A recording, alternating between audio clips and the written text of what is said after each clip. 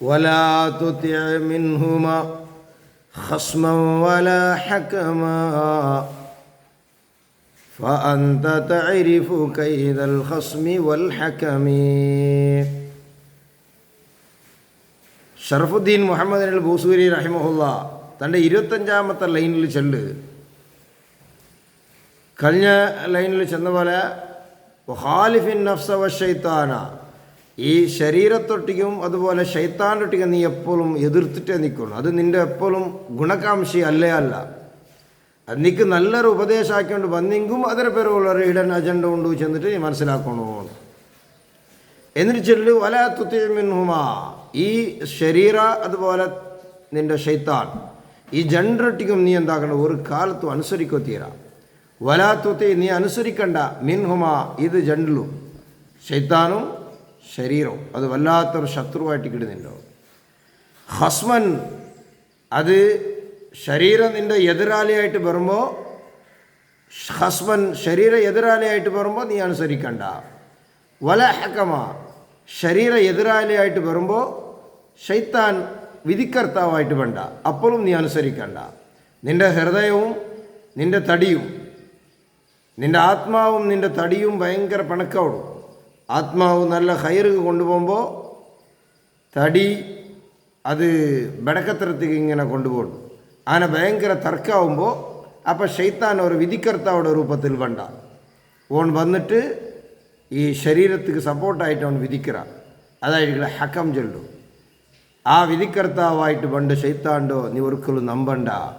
അവൻ നിൻ്റെ തടിക്ക് സപ്പോർട്ടായിട്ടേ പണ്ടോ.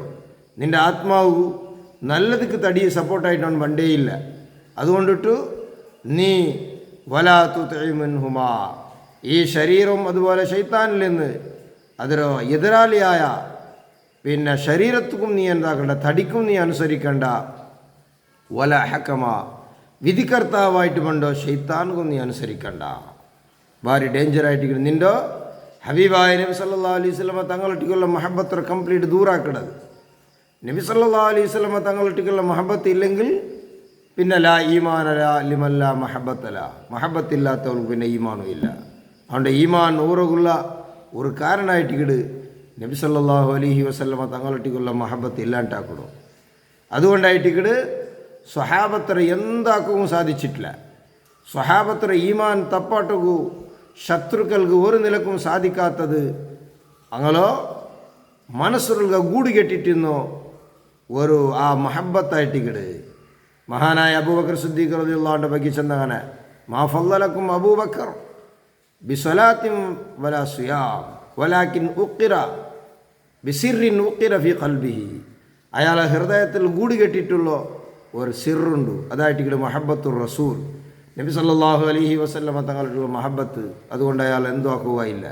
ആ മഹബത്ത് നിലനിർത്താൻ ഉള്ള ആൾക്ക് ഒരു നിലക്കും അയാളെ ഈമാൻ നഷ്ടപ്പെടുത്താൻ സാധ്യത. അതുകൊണ്ട് ഫഅന്ത, നീ താരിഫ്, നീ മനസ്സിലാക്കണം, ഖൈദൽ ഖസ്മി, ഈ എതിരാളിയായിട്ട് പണ്ടോ ഈ ശരീരത്തെ ചതി, ഖൈദി എന്ന ചതി, അൽ ഖസ്മി നിൻ്റെ എതിരാളിയായിട്ട് പണ്ട തടിയോ ചതിരോ നീ മനസ്സിലാക്കണു.